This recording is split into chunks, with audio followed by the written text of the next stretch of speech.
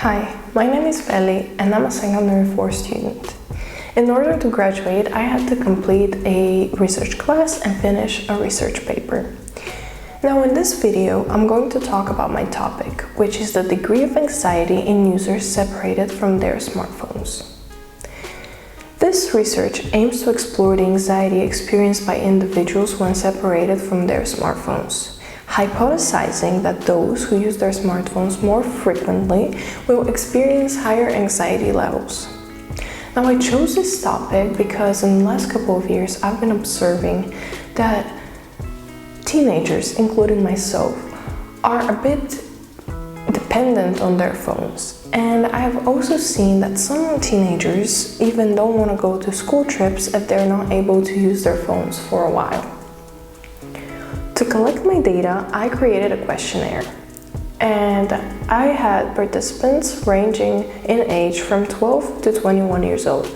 Those who were under 18 years old needed to have parental consent, and at the end there were 19 participants answering my survey.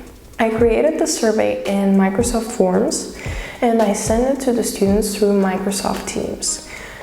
Before sending the survey, me and the rest of the research class presented a little bit about our aims of our research, but not giving too much information away. Reviewing the already existing literature, there was one main theory that was used by most of the psychologists to explain the high usage of the smartphone, and that was the attachment theory.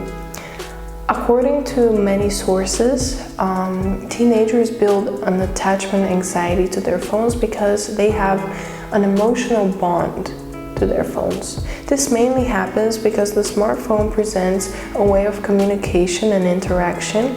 Additionally, it stores personal information and memories and reflects individuals' personalities because they can design the phone the way they want.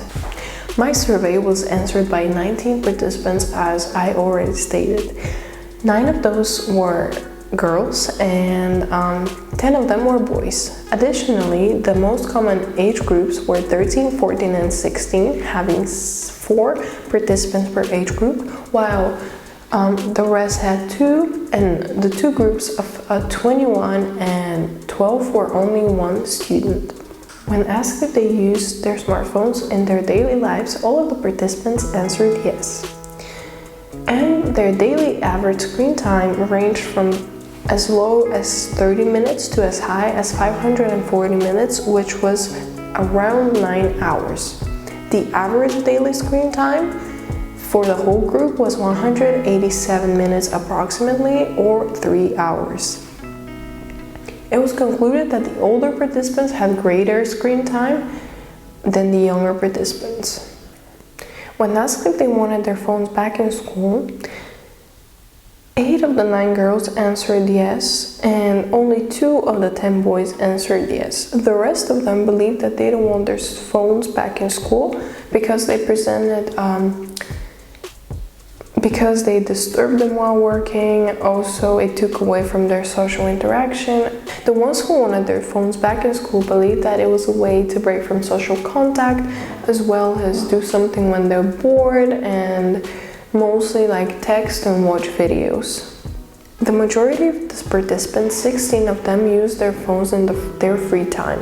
The female participants use their phone in their free time, and 3 of the male participants do not use their phones in the free time. The most common usage of their phone for activities during their free time is TikTok, Instagram, Snapchat, YouTube, and texting. 3 fake scenarios were created, and they had a goal to examine how people react if their phones are not with them. The first scenario asked the participants if they'll go back to get their phones if they're 5 minutes away from home.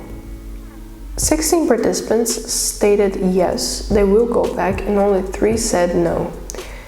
The most common reasons for them to go back was that they have their bank account on their phone and they also want to listen to music to wherever they're getting. 7 of the participants stated that they need to have their phones on them because they want to be able to be contacted when needed by their parents or their friends. For the 1 hour scenario, the participants were asked if they will go back if their phone is 1 hour away. 17 of the participants said they would not go back because if it took them that long to realize they don't need it, or some of them just want to get away from their screens and go in nature, or just like they'll be with someone who has a phone and it's not that big of a problem for them not to have their phone. While 2 of them stated that they can't go on without their phone and they prefer to go back and get their phone because they feel more secure when they're able to be reached. Lastly, participants were asked what feelings would they have if their phone is left at home and they're leaving for a vacation for 1 week. The most common answer was they'll be annoyed with themselves, they'll be sad and upset that they left their phone behind because they won't be able to take photos or communicate with their family, and it could be dangerous for them to be away from their family with no contact. Additionally, they would mostly feel worried and bored when they don't have anything to do or when they are unreachable. 13 of the participants answered that their phone works for them as a distraction because their notifications keep constantly going on and they have the need to go and look what their phone is saying. This was also backed up by the lit review that proved that most people who use their phones frequently is because they get notifications so many times a day, and they also experience certain anxiety when they want to see what the notification is saying. As a conclusion, I believe there's one main reason that students spend a lot of time on their phones and experience anxiety when they're away from them. The phone presents some type of security to the teenagers because they're able to communicate with their parents, with their friends, with relatives that live far away whenever they decide. So why would they feel anxiety? They feel anxiety when they're away from their phones because of the same fact. They are not able to be contacted and know that it could be used for future investigations to see if there are any other reasons that could possibly lead to the high usage of the smartphone. And what needs to be done is to be figured out if there could be any scientific conclusion of how the smartphone acts upon teenagers' brains and what could possibly lead to this high usage of smartphones, as of not the presenting of communication and interaction through the smartphone.